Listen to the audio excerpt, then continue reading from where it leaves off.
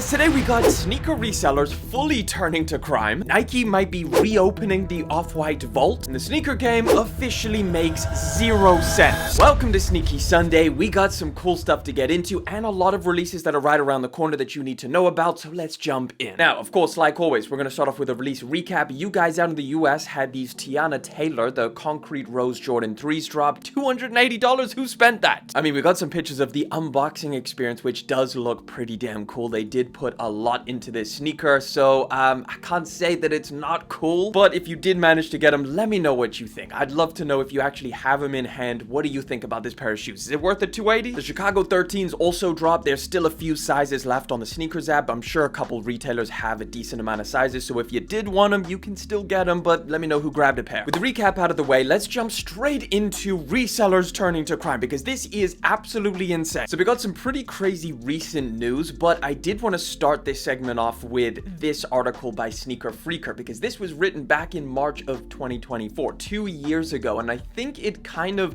almost predicts what's going on right now. RIP resellers, why greed and monotony are killing the game. Now, this article touches on a bunch of different things. We've got like this infamous photo of, what the hell was his name? It was the like Nike executive's son who was reselling an insane amount of shoes. I guess just kind of showing that a lot of, or some of these bigger scale sneaker resellers don't really have the most rigid moral code when it comes to their business practices. They even go into the whole backdoor situation, which still it happens today on mass scale. They talk about reselling platforms, but let's go over some of the recent headlines where a lot of this kind of starts to make sense. Nice Kicks posted this, a story of a former sneaker botter just caught terrorism charges in New York. This gets crazier as you read. So according to reports, 18-year-old Amir Balat, who once used bots to buy limited release sneakers and reportedly made hundreds per pair, has been arrested after authorities say he threw a homemade explosive device at a protest near Gracie Mansion in New York City alongside another man. Essentially, the device did not detonate. No one was injured, thank God. But the craziest statement out of all of this is resale profits plummeting may have led him to terrorism. How insane is that? In 2024, Mr. Balat said that he was getting out of the sneaker business because the profits weren't there anymore. Nike started mass releasing, and instead of making $50, he was making 10 to 20 bucks per pair, which is something that is happening to a lot of sneaker resellers. I mean, a few weeks ago, we covered the story where all of these sneaker resellers were making videos online saying like, man, what happened to the sneaker game? There's no more profits left for us. Sneaker resale businesses were shutting down en masse, but apparently it led this guy to flat out terrorism. Here's some images of the situation that went down. Absolutely insane. Now, you could be looking at this and just being like, okay, that's just one extreme case, and granted, yes, but there is so many different ways that sneaker resellers have flat out just turned to crime because there's no more profits left in the traditional model where, you know, you go out and use a bot, buy up a bunch of shoes, and then sell it back to people. Another $300,000 in Jordans were stolen off of a train in Arizona. It almost seems like a story that we've covered before, because this is not the first time a train heist has taken place by sneaker resellers. Now, you could just call these people criminals, but I mean, at the end of the day, they're targeting specifically sneakers, meaning that they probably have some background knowledge in buying and selling shoes. So under these masks is definitely some sneaker resellers. Now, 8 suspects have been taken into custody by federal authorities for allegedly stealing $300,000 worth of Nike sneakers from an Arizona cargo train. Now, the shoes that they stole weren't actually like anything crazy. Like, I think the last train heist was the Nigel Sylvester 4s. That was a little bit more of a jackpot for those resellers. This time they sold roughly 1,800 pairs of the Jordan Son of Mars Low. Now, this gets absolutely crazy because they actually were like stealing this stuff and breaking into the train while it was moving at 70 miles per hour. So literally, think about a train heist that you've seen in a movie, whether it's like, I don't know, Fast and Furious or some shit. There's got to be a train heist in there. Literally, that took place, except these are sneaker resellers breaking into the train. Either way, they got caught and they've been taken into custody. So I guess that's another example of resellers turning to crime. And don't forget, I made an entire video talking about the dark side of the fake sneaker market, which I go into a bunch of different things, but at the end here, I touch on the fact that a lot of sneaker resellers have gone from the traditional thing, like buying genuine shoes from retailers that are super limited and then making profit on those, to flat out buying fake shoes and selling it to people claiming that they're real. real. You've got a bunch of different videos of not only people talking about their business and how they're selling cologne, designer sneakers, designer fashion products, and selling it to people as real. They even ask their Chinese vendors for receipts so it looks more real. And they're not only talking about their business, but they're also teaching other people how to do this. So this seems like the whole idea of like, oh yeah, the sneaker game is healing. All of these resellers just can't make any profit. They're closing down their stores. They're moving into some pretty insane practices like you see in some of these short form videos, and they're not even hiding it. They're just flat out here flipping fake stuff, which is absolutely crazy. Now, I'm not going to go into too much specific detail on this. If you do want to check out this video, highly recommend. It's called The Dark Side of China's Fake Sneaker Market. I'll leave it linked in the description, but it's pretty insane. All I gotta say is be very careful out there when you're buying products. You might be getting duped by fakes, because that is a huge thing that a lot of these resellers are doing. It's a freaking crazy time. But sticking with the whole story about sneaker resale, we just got some data which is absolutely mind-blowing. StockX is having their 10th year anniversary, so I guess they decided to actually give us some data that's useful. So they put out the most resold sneakers of all time on the platform, and guess what it is? The Panda Dunks are the most resold shoe on the StockX platform, which is wild. And just to put that into perspective, just keep in mind how massive StockX is. Like, this is some data from January of 2026, so just a few months ago, the world's most visited luxury fashion resale website. They were #1 at 22.92 million visitors in a single month. So it's not a small operation, and for this shoe to be the most resold doesn't make sense to me, because one, most of the sneaker culture people, the videos that you see online, it seems to be the most hated shoe by most people. So it's just starting to be like, well, what is going on here? That makes zero sense. But it gets a little bit crazier when you see the other numbers that they put up. They reveal the 3 best selling products in different categories. First one is the one that we just looked at. So the top 3 sneakers is Panda Dunks, Air Forces, triple white, and then another pair of Panda Dunks. These are all shoes that you can kind of get super easily, whether it's from Nike themselves, or I mean, nowadays we find Panda Dunks in outlets. Like, it's not a hard shoe to come by. And then in the general shoes category, we've got 3 different pairs of Yeezy shoes, 2 of them black slides, and then the other one a black pair of foam runners. Now, I understand the Adidas Yeezy ones are a little bit harder to find now because the whole collaboration ended quite a while ago. So yeah, sure, that could be still the most #1, but the Yeezy slide thing, that also doesn't make sense to me, because they're available for like $40 on Yeezy.com. I know shipping does take a long time, but still, you don't need to be paying $200 for these things on StockX. And then for apparel, you've got a Fear of God Essentials hoodie, you've got a Juice WRLD V-Lone t-shirt, and then some Supreme Hanes boxers, which I believe they still sell them on the website. Like, you can go to Supreme and buy boxers pretty easily, surely. Either way, these numbers and these products just seem to be like so crazy to me, because I don't know, I just did not expect Panda Dunks to be the most resold shoe of all time. Either way, moving on to some upcoming releases. First one, which we have to talk about because it's going to be the biggest release of 2026 for sure, and that is the Virgil Abloh Archive Jordan 1. Here's some updates, some very key updates. First of all, there was a Los Angeles exclusive raffle that went live. It is now closed, but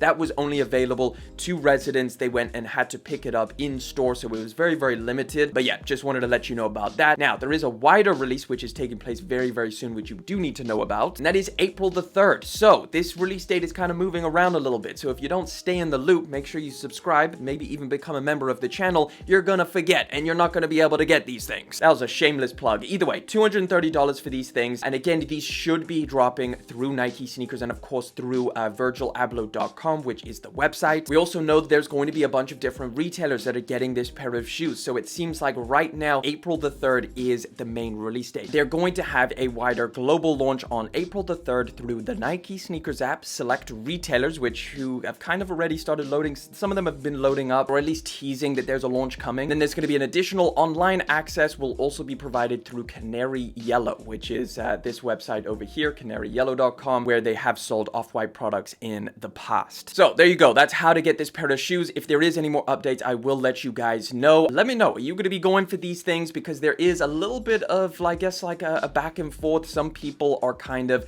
against the re-release of these things, or maybe not necessarily against, but just kind of asking why. There is just a broader discussion. Some people think that it's a little bit more of a money grab. Other people are just super happy that this pair of shoes is coming back. But one thing is for sure is that I think it's pretty safe to say that the off-white vault is wide open right now. Once this release goes down, and I tell you it will go down pretty successfully, I think there's most of the people are going to be going after this pair of shoes. The hype is definitely there. The conversation is now around what else are we getting? People are speculating on, will we get some other kind of, you know, maybe the Chicago Jordan ones or the UNCs, or potentially even those Bred 4s that we never got a release of, which would be pretty insane. But I just don't see how they release this pair, it completely sell out and people go crazy for it, and then they don't do more. I think there's going to be a lot more to this whole Virgil Abloh archive thing. You know, now that they're no longer doing it with off-white, they'll just change the text on the medial portion and keep the sneakers basically the same. So I will pose the question, if there is anything from the off-white archive that you would like to come back, let me know down in the comment section. Surely it's got to be those Bred 4s. That's my pick for sure. Right, some other releases that are right around the corner. We've got a lot coming very, very soon, so you'll want to listen up for this one. First one, I got to talk about this Thug Club Adidas collaboration. I've been kind of a fan of what they've been putting out. We've got a couple different models dropping on March 19th. First of all, we got this pair of Superstars, which actually look really cool. Like the shell toe is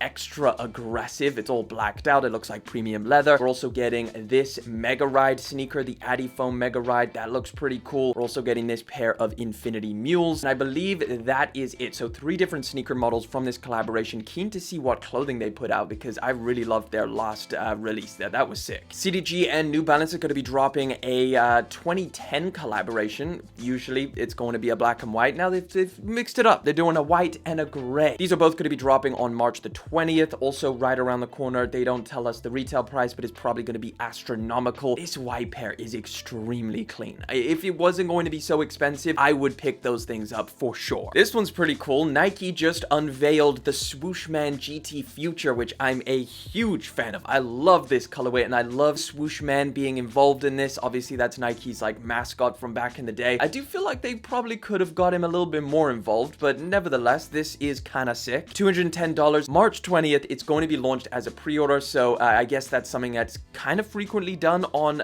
dot swoosh releases. So they won't be available straight away. It'll probably take a good few months for them to ship in, but yeah, liking these. March the 19th, Crocs and Lego are doing something that you can actually walk in, not like their last collab.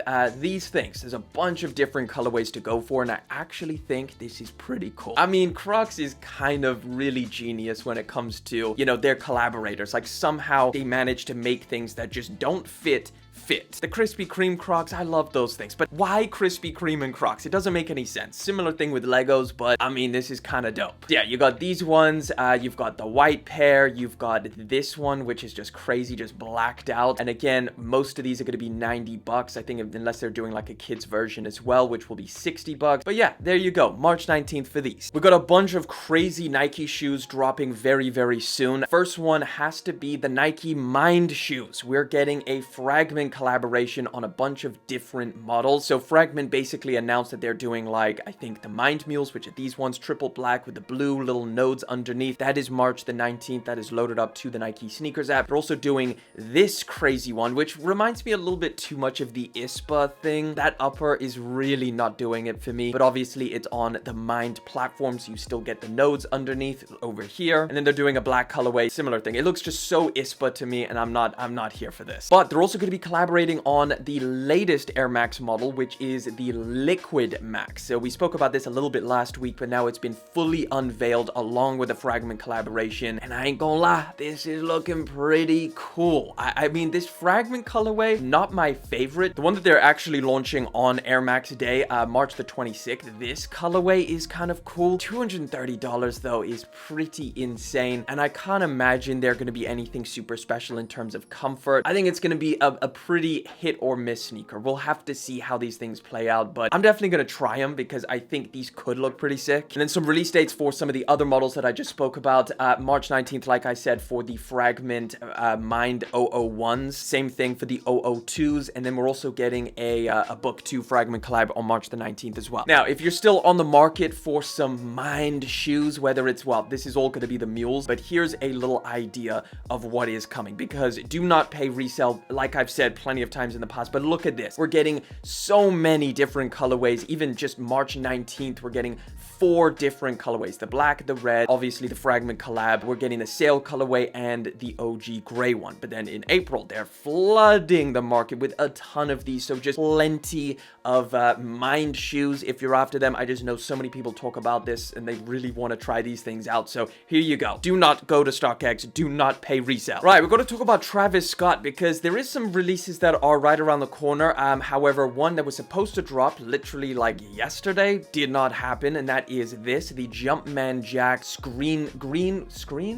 Green Spark. So we've been seeing these for a while. They were supposed to drop, like I said, March 14th. However, nothing popped up. We've got official images. The story is that they've been delayed. We don't know exactly why. Maybe they want to save it for like a big weekend or something like that. But these are dropping very, very soon. It could be in the next week. It's probably going to be a big release because rumor has it that this is kind of going to be a little bit more GR. There's going to be a ton of pairs. So just kind of expect that. As soon as we get an update on an exact release, I'll let you guys know. And of course, speaking of Travis Scott, don't forget, we've got the 2 Jordan 1 lows, which are dropping very, very soon as well. May the 22nd, that is for this one called the Shy Pink, and then this one over here called the Tropical Pink. They're going to drop together as a pack. Most likely one is women's, the next one is men's. Not entirely sure which one is which as of right now, but yeah, they're dropping soon. They even got Timothy out here in the streets rocking these things. I don't know how Tim Cook became a Travis Scott guy. Like, what is the connection there? But he has been seen rocking early pairs of Travis Scott's for a while, and you know it's not just him going and buying a pair. Is Travis Scott gifting him a pair? Why Tim Cook of all people? A little bit of a strange thing going on here, but nevertheless, there you go. He's got him on foot. This is the Shy Pink version. Again, May 22nd. Some shoes that we don't have exact release dates for, but they look pretty exciting. First one is the Nike Air Max Muse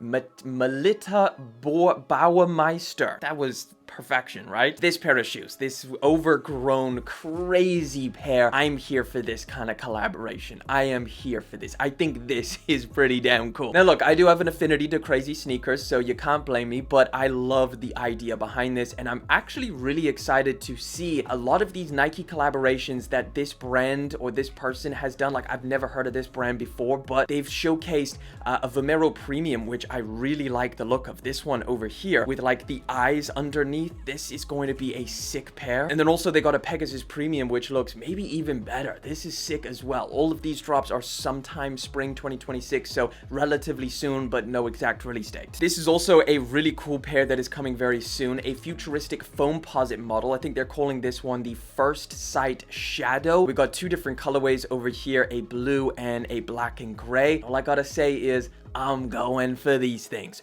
for sure. Look at that top-down shot. This is wild. This is like just a cool futuristic version of the Foamposite, but in like very low-profile sneaker form. I'm here for this one. This is a full 2026 release though, so we won't see these for a while. But final story, and I'm gonna leave you with a really, really positive one, and I feel like this is gonna hit a few people. It's not sneaker related, but Adobe agrees to pay $150 million over Photoshop subscriptions that were too difficult to cancel. If you've ever been scammed by Adobe, you're celebrating right now. And I think that's a lot of people. I don't know. I just know so many people who have been cooked by Adobe, and I am so glad they're having to pay out for this. It's almost like a little bit of an if you know, you know story. If you've been kind of going through it with Adobe, there's so many people in the comments like, bruh, this happened to me, and yeah, I've definitely, this one got me as well. The Adobe subscription that they rope your ass into and never let you go. But that wraps it up for this week's episode of Sneaky Sunday. Don't forget we do this every single Sunday. Subscribe to the channel to stay in the loop, or become a member. There's some cool little new perks that we've just launched. And of course, like always, I'm going to throw another video on the top left-hand corner. Click on it to check it out.